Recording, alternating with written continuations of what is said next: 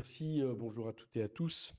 Bien, donc il me revient un petit peu de détailler un peu plus précisément notre recours, alors qui est un recours du groupe France Insoumise, mais avec des signatures également de députés issus du groupe écologiste et du groupe GDR que nous sommes en train de finaliser pour déposer en fin de matinée ce recours au Conseil constitutionnel. Donc ça a été dit, il y a deux types de recours. Il y a un recours, on va dire, global, c'est-à-dire où nous souhaitons que le Conseil constitutionnel examine l'intégralité du texte et en fonction des recours censure l'intégralité de ce texte. Et vous allez le voir, nous avons aussi plusieurs recours spécifiques sur plusieurs articles du texte.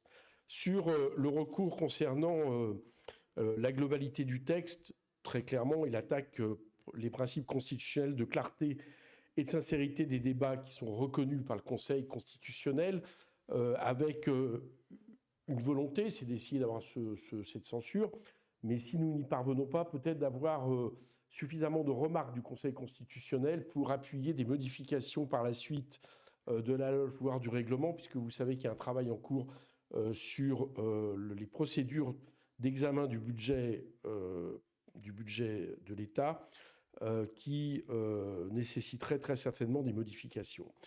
Donc la première raison de ce recours et de ce non-respect justement de ces principes, c'est le non-respect des délais. C'est-à-dire qu'on s'est retrouvé dans une situation où on a sans arrêt couru derrière le temps et avec, à partir de là, une pression mise sur l'Assemblée nationale et responsabilisant l'Assemblée nationale sur l'idée en gros qu'il fallait qu'elle examine à temps et qu'elle arrête de perdre du temps pour adopter ce budget. Or, le problème, c'est qu'une fois de plus, on a eu un retard, cette fois-ci, de 2 semaines dans le dépôt du budget par rapport à ce qu'il est permis. Parce que je vous rappelle que c'est la première semaine d'octobre où le budget doit être déposé, exactement le premier mardi d'octobre. Et c'est la deuxième année où on a un retard. Et cette fois-ci, c'est un retard de 2 semaines puisque le budget a été déposé le 14 octobre. Alors, c'est dans les textes. Notre interrogation, c'est pourquoi ce qui est dans les textes n'est pas suivi des faits et n'est pas respecté.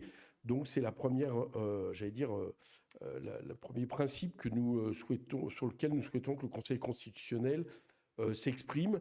Et en tout état de cause, il faudra à un moment donné que ça redevienne obligatoire. Parce que si nous n'avons pas suffisamment de temps pour examiner le budget, chacun comprendra qu'on se retrouve à partir de là dans une situation d'impasse fin décembre.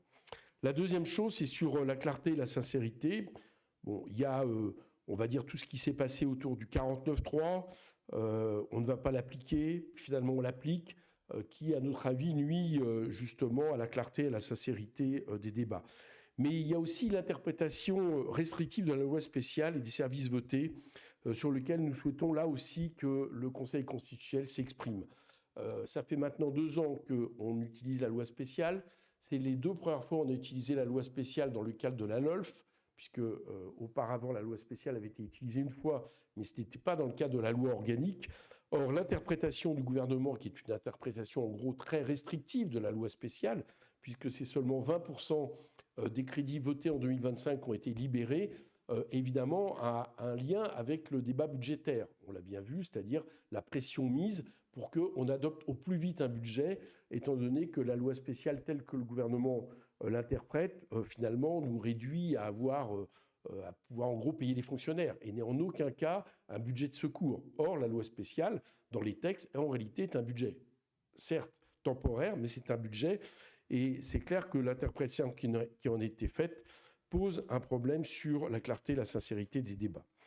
Ensuite, c'est sur l'équilibre financier du budget de l'État, avec évidemment un point absolument central, qui n'est pas noté que par nous, mais qui a été d'abord, mis en warning par le rapporteur général du Sénat, Husson. Je le cite, il a également été confirmé à la Commission que le gouvernement a omis de mettre à jour l'article liminaire, en particulier pour prendre en compte les conséquences au niveau des dépenses de l'État et des amendements relatifs aux crédits retenus dans le cadre du 49.3, ce qui, je le cite, entache la sincérité du texte au regard des principes constitutionnels. Pour ma part, je le suis tout à fait sur cette précision, c'est-à-dire que par amateurisme, appelez-le comme vous voulez, par empressement, le gouvernement a juste omis de rectifier son article liminaire en fonction des modifications apportées par le 49.3. Et évidemment, cela entache la sincérité du texte. Donc ça va être un des points forts de notre recours. Il y en a deux autres auxquels nous souhaitons que le gouvernement, sur lesquels nous souhaitons à minima que le Conseil constitutionnel s'exprime. C'est la question de la dérogation à la règle de l'entonnoir que pour ma part j'ai essayé de mettre en place à partir du moment où le PLFSS adopté avait modifié le PLF au niveau des crédits, puisqu'il y avait une hausse des crédits de 6,6 milliards d'euros qui étaient attribués au PLF sans qu'on puisse, en théorie, modifier les recettes pour avoir des recettes afférentes à la hauteur de ces crédits. J'ai tenté pour ma part de déroger à la règle de l'entonnoir. Il me semblait que les décisions du Conseil constitutionnel nous y permettaient, notamment celle faite à deux reprises sur le PLFSS. Ça n'a pas été suivi des faits. J'aimerais que le Conseil constitutionnel, à minima, s'exprime sur cette question et au mieux estime que du coup on est effectivement dans une atteinte à la sincérité du budget qui vaudrait censure. Mais le minimum, c'est des remarques attendues de façon à ce qu'on puisse, les années à venir, savoir ce que nous pouvons faire si le sujet se duplique. Et puis, il y a une remarque un peu globale aussi qui est sur la question de la possibilité ou non, à l'avenir, d'annuler des crédits en cours d'exercice, tout simplement parce que l'équilibre du budgétaire, du coup, est vicié. Je viens de l'expliquer pourquoi, à la fois sur la question de l'article liminaire et de ce qui a été fait sur la règle de l'entonnoir. Et du coup, il nous semble, là, c'est un peu prendre date, impossible d'annuler des crédits en cours d'année prochaine.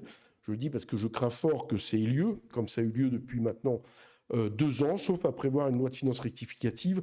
Là, c'est plutôt un point où, j'allais dire, on prend date pour la suite.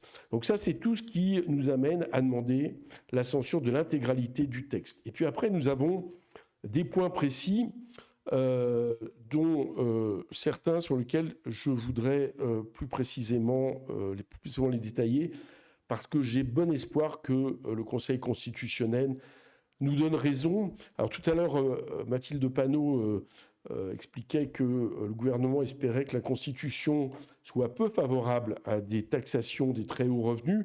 Moi, j'espère que la Constitution et que la lecture que le Conseil constitutionnel va en faire ne sera pas favorable par rapport à des articles qui sont très clairement discriminatoires contre les étrangers. Le premier, c'est sur l'article 67 qui supprime les APL pour les étudiants non européens, non boursiers. Et il faut voir si cet article n'était pas censuré, ça constituerait un tournant majeur sur le plan du droit, puisque ça ouvrirait la voie à terme, tout simplement, à la préférence nationale, voulue au départ par l'extrême droite et reprise ici par le gouvernement. Je rappelle qu'aujourd'hui, le Conseil constitutionnel valide que les droits des étrangers peuvent être conditionnés à certains critères de régularité de séjour, de résidence stable, d'exercice d'une activité professionnelle, mais en aucun cas à la seule nationalité de ces personnes. Donc là, l'article 67, c'est clairement lié à la question de la nationalité, et donc nous demandons sa suppression pure et simple. La deuxième chose, c'est sur la rupture juridique concernant l'article 71 bis qui plafonne la prise en charge par l'OFPRA des frais d'avocat sur la défense de demandeurs d'asile.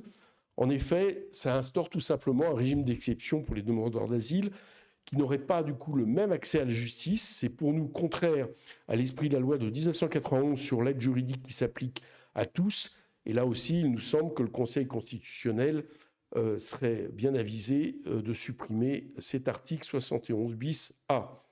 Le troisième, qui est aussi une aggravation inacceptable pour les droits des étrangers, c'est évidemment l'article 30, dont je rappelle, l'article 30, qu'il a été supprimé à chaque fois qu'il a été examiné dans ma commission ou à l'Assemblée par une très large majorité et qui malheureusement se retrouve dans le texte du 49.3, comme quoi le gouvernement n'a pas vraiment fait son PLF avec l'Assemblée, c'est le moins qu'on puisse dire. Donc on voit bien là ce qui est recherché, c'est à nouveau envoyer des signaux, parce qu'en aucun cas les quelques centaines de millions d'euros qu'espère récupérer le gouvernement ne valent d'avoir une telle aggravation. Donc c'est la hausse de taxes sur les titres de séjour, demande de naturalisation, c'est la contribution forfaitaire de 50 € pour bénéficier de l'aide juridique. Et de ce point de vue-là, il méconnaît les principes suivants. Égalité devant les charges publiques, c'est un effort budgétaire qui est exclusivement sur une catégorie d'usagers définie par sa nationalité. Égalité devant la loi, c'est une différence de traitement fondée principalement sur la qualité d'étranger de personnes concernées. Il n'y a pas, par exemple, dans le même projet de loi de finances de hausse sur les passeports ou les cartes d'identité. Et c'est aussi, on peut le considérer, un droit à une vie privée et familiale normale qui est ainsi contournée. Et sur la partie aide juridictionnelle, ça méconnaît également le principe d'égalité devant la loi et le droit au recours effectif. C'est un article qui introduit une distinction injustifiée entre justiciables selon leur capacité à acquitter ce montant et rompt du coup l'égalité d'accès à une procédure juste et équitable. Donc cette partie de demande de suppression de l'article 67, 71 bis et l'article 30 est évidemment un des points importants de contestation que nous faisons auprès du Conseil constitutionnel. Nous avons un certain nombre d'autres articles contestés, je ne vais pas tous vous les énumérer, qui concernent, on va dire, le principe d'égalité devant les charges publiques en prévoyant des avantages fiscaux injustifiés, par exemple sur la restauration de Chambord, par exemple sur les questions de marins embarqués sur un navire immatriculé à Wallis-et-Futuna. On demande aussi au Conseil de se prononcer sur différents cavaliers. Et je vais simplement revenir sur un point particulier qui me semble important, qui est le financement du permis par le CPF, et qui, du coup, restreindrait le CPF aux seuls demandeurs d'emploi. Il me semble que c'est important parce que, du coup, ça introduit là aussi un critère d'accès au droit qui ne dépend pas du niveau de cotisation, mais cette fois-ci de la situation d'emploi et du cotisant. C'est-à-dire que là, on invite le législateur, ou du moins le législateur crée ainsi une différence de traitement fondée sur un autre critère que le critère de cotisation, le critère de besoin. Là aussi, à travers cette remise en question, c'est évidemment une remise en question grave de l'accès à la formation professionnelle qui, je vous le rappelle, est un droit constitutionnel défendu par le préambule de la Constitution de 1946. Et là-dessus aussi, nous espérons vivement que le Conseil constitutionnel va nous suivre sur cette question. Voilà un petit peu la présentation que je voulais vous faire.